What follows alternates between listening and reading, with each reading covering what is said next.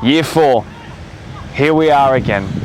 The Blacktown Premier League podcast, live in front of an Australia Cup game featuring a rejuvenated 𝐀𝐍𝐍𝐿 Juniors men's side. Why are we here?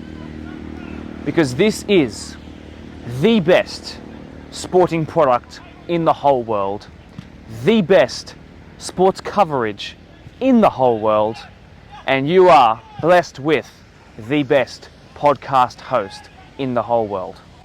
My name is Mark DePoli, humble as ever, and back in front of the camera for the first time in 6 months. It's a pleasure to be here. Thank you so much for tuning in. It's 2025, around the corner the season is, and I'm excited to be here. It's the annual Ins and Outs podcast. Strap yourselves in, you're about to meet some new faces and see some players in jerseys you didn't think they'd ever be in. Cue the intro music. Here come workers on! But it's fallen here towards 𝐼𝐾𝐋! Oh my word. To find her teammate in 𝐒𝐏𝐄𝐂𝐈𝐾𝐋! And now played and struck and in! People, Ryan Dominici! Further forward now to Gira! We're all ready to play and yeah, we'll go out and smoke it this time.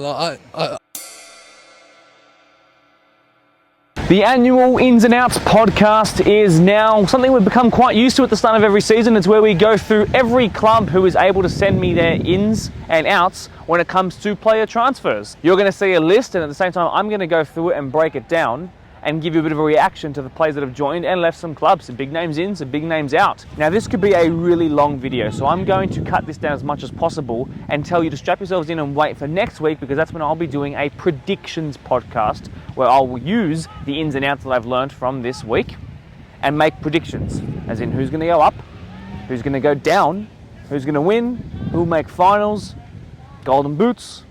I'll predict it, and I'll put my neck on the line. And of course, it might have been hinted in that thumbnail before you clicked on here, but there might be a special guest at some point in this episode. Let's start with Blacktown workers, who went absolutely berserk in the off-season. So some big ones on the way to the exit door. Tom Guthrie, 1 season in from Ponds, scored their last goal of the season before they, of course, exited in that finals campaign. And he's left now too. Also, they've lost Darren Graham, their coach, and of course he's been replaced by Jason Charles. And Monzir Komi, who scored the goal that won them the Reserve Grade Grand Final here at this ground, he's gone as well. Brendan Ford, 4 match of the round goals and 3 assists in just 4 seasons. He's gone too. But let's look at some of the players in. Former Blacktown Premier League Golden Boot winner Ahmed Badat joins his former Ropes teammate 𝐀𝐍𝐍𝐍𝐿 to don the black and the white. Ibi Swedan has joined his former Ponds teammate in Rivaldo, who have also joined the black and white. You can see here as well, there is a guy joining from a Croatian and a guy joining from a Serbian-based team. Do I have any idea about them? No. Am I excited to learn? Yes. Eastern Creek have also gone massive on their players coming into the club. Former Bankstown City Lions, but also Blacktown Spartans bagsman Blagojevic, first name Jovan, has joined the Canadian international. He's going to be here. But unfortunately, they've lost some players who are pretty integral to the club culture that we know Eastern Creek so well for. For example, Nick Johnson, who was great in their lead up to the end of the season and towards the finals as well last year, coming up from reserve grade and also back from injury, but having moved into state but still playing games without training. He's gone. He's officially taken his hiatus away from the club. Sad to see you go. Let's go across to the purple side, Neil Hawkesbury, and of course 4 Melenja boys have left, and including the most, well, I have to say it, the most important one, Mwene, nicknamed John, he's gone. Now, having a look at some of the boys who have come in from unnamed National Premier League sides, I don't necessarily know a whole lot about them, but I'm confident knowing Oakville's recruitment strategy that they're going to be guys that will know full well within about 30 minutes of their first match of the round designated game. Prospect have lost their coach as they re-enter the PL2, but they've been joined by a guy who, as you can see here, has some good pedigree. They've got a bunch of prospect trialers who are going to be joining them from the NPL down into the system with the promise of hoping to build them up as senior players and push them back into that NPL system one day. It's a good strategy. I really like it. Unfortunately though, fan favourite and miss of a lifetime winner, George Marcoux, love you man, is out of the competition now. He's moved to greener pastures elsewhere in the States. Best of luck to you in life, my friend. Danny Bouzis, the chirpy man, is replacing Josh Puffer, who got injured in the off-season, so he's going to be donning the goalkeeper gloves once again. I've heard some good things about a certain Congolese representative at the African Cup in the off-season. Mr. Shukuru will see what he can do this year in Prospect colours. Quakers Juniors girls are looking to go one step further on the league table and 2 steps further in the final series, and this is how they're going to do it. Unfortunately for them, they've lost Olivia Todorovic, and the young woman was into her finest goal and assist providing form probably of her young footballing lifetime.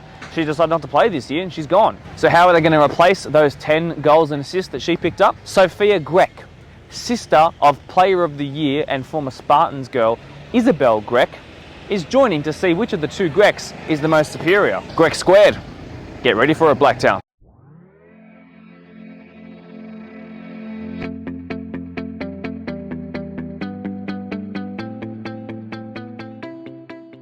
Would you like some chips with your sauce? The Hills Premier League All-Stars have joined a couple of the Blacktown boys to really strengthen Ponds FC this year. Let me go through some of the names. Of course, the big omissions from the squad this year have been the Jacko boys, Scott Jackson and Jackson Fanning, off to Tigers this year, but most of the competition already knows that. But a big loss in terms of personality and experience. However, former Sydney FC Academy representative Aaron Avery has joined the squad, coming over from the Hills comp last year. Chris Janich is joining from Norwest as part of the grand final winning team of a couple of years ago. He's got some great experience in high pressure games, and he's also quite an intimidating goalkeeper here to challenge Ada Mantaruglu. And the brothers of Western Sydney Wanderers women's defender Maddie McComsky, namely Mitchell and Mason, are joining to create the greatest goal-scoring tongue-twister combination this competition has seen in a while. Finally, a familiar name returns to the club. Tong is back in Ponds colours. Grand final winning Glenwood have unfortunately lost a lot of the spark and pizzazz that won them a grand final last year. Ash Alumi out and on the way to Newbury. But somehow his older brother Hosh, who according to Ash himself is a better player than him, 2 years as senior as well, has joined Glenwood to step down from the NPL after coming back from an injury. Unfortunately as well, though, the Chilean sensation, his spark burned bright but burned quickest. The grand final winner is off out of Australia and into the UK now, I've been told. Hope he's doing really well. So Town Rangers happen to be the lucky PL2 team that have taken the best of the Malenja boys. John has joined up in green. He will be a Ranger heading into 2025. Ali Hassan has joined from the now extinct Rudy Hill FC, as is former Newbury sensation Heritia Panakatamba. However, they have lost TikTok star Mert Zidane Orhan. Emmanuel Issa also left Oakville Ravens to join St. Pat's. However, they have lost Baran Atesh and also Elvis Enchi to other Blacktown-based clubs. Assistant coach and one-time match of the round goal scorer down that end of the field, by the way, Sylvester Roberts is back among the goals, we hope. He's back playing out of retirement this year. Quakers Tigers have brought in Jacko from Ponds, as you already know. But a familiar name in Charles Portelli has come across from the Hills Premier League to join the Tigers boys. Now, let's talk about some real championship pedigree. Doonside Hawks, 2 times they've won the grand final from the last 3 attempts. How are they possibly going to get better? Well, instead of telling you, I think I might just show you. It's cyclone season here in Australia, but let's bring it back to the Blacktown Premier League. There's a whirlwind set of transfers that have happened in the 24 to 25 off-season, and none more important and exciting than the one sitting next to me on my right. Byron Grandamange from Quakers Tigers to Doonside Hawks. Byron, first of all, thank you for joining me. Thank you for coming here on a random Wednesday night. Welcome to the new season. You've joined Doonside, a champion team. How have you settled into the culture, into those great group of boys? How's it all been? Yeah, I think it's been really good. I think going into this, I already knew a lot of the boys, and have sort of been a while coming, I think, a little bit. So there's been no issue settling in. Like, training's been great. They've all made me feel welcome. Feels like home, so that's all you want in a club, I guess. Feels like home is certainly a nice term to be able to put on already without the season having started. Obviously, a great culture's been formed, and that's why they're a 2-time grand final winner in the last 3 years. You're now moving into a team that has some of your mates from African Cup days and former Blacktown team days, the likes of Ethan Eichen. You've played alongside Jaden Zorab, the captain, of course. How easy does that make this transition? I think, yeah, that's the big thing as well. Without even having started the season, I've already got that chemistry with the boys, which obviously you need to be a successful team. So I think going into the season, it gives us a real chance to start strong and have a good season. Now, I want to be really straight up to our fans watching along, because the reason that they're here is to know, first of all, what you've settled in like, but also the reason why you're here in the first place. So I'm going to put something to you, and I want you to respond to it, and that way I can protect you from any flack externally. With Tigers having finished second last year and escaping the drop, not by the skin of their teeth, but certainly having to look behind their backs at times throughout the season, that could be a bit concerning for any player that plays there. And without stroking the ego too much, especially for a player who has Player of the Year credentials to his name. So did you potentially look at a move away last year into this year because you felt like you could play and perform in a team that was competing higher up the table and maybe Tigers just weren't quite there yet? I think, obviously, for a season like we had last year, there's a lot that goes into it. I think we did start strong. There's a few injuries, but I think we just didn't recruit well enough for PL1, which it's hard when you're first coming up. I think give it a few years, they'll definitely be up there. But as you said, a team that's challenging for the title regularly is what I want it to be in. I think every player wants to be winning. It's always more fun playing when you're winning. No disrespect to Tigers, I love the club. Still love all the boys there. I have mates at the club still. But I think it was time for me to move. I gave everything to that club for 3 years. There's no hard feelings at all. And as simple as just wanting to win, I guess. In those 3 years, there was 2 that were in the PL2, obviously, and one of them was one very close to promotion, very close to grand finals. One of them you eventually did all of those things, got the promotion. That was one of the wildest bits of celebration we've ever seen. It was wonderful. It was beautiful.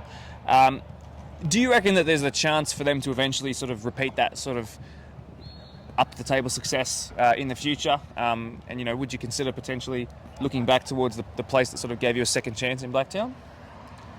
Well, like you said, yeah, it was definitely good moments there, and obviously I always cherish those moments. But I think going forward, they do have a few good youngsters, and I think could be a few years, but I think they do have potential.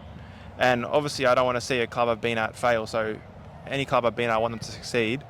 But you never know. I'm happy where I am now, and hopefully I'm here for a few years. Awesome. Now, I want to just do one more little note on the Tigers.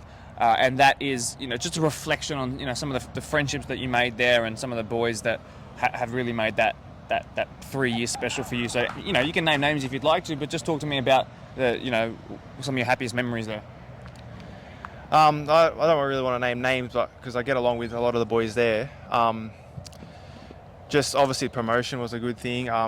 Just from the moment I joined there as well, I knew a few of the boys as well, which helped. So off the pitch, we had a good connection with some of those boys, which I still have now. Like I said, just because I've left doesn't mean I've cut ties with everyone from that I was mates with.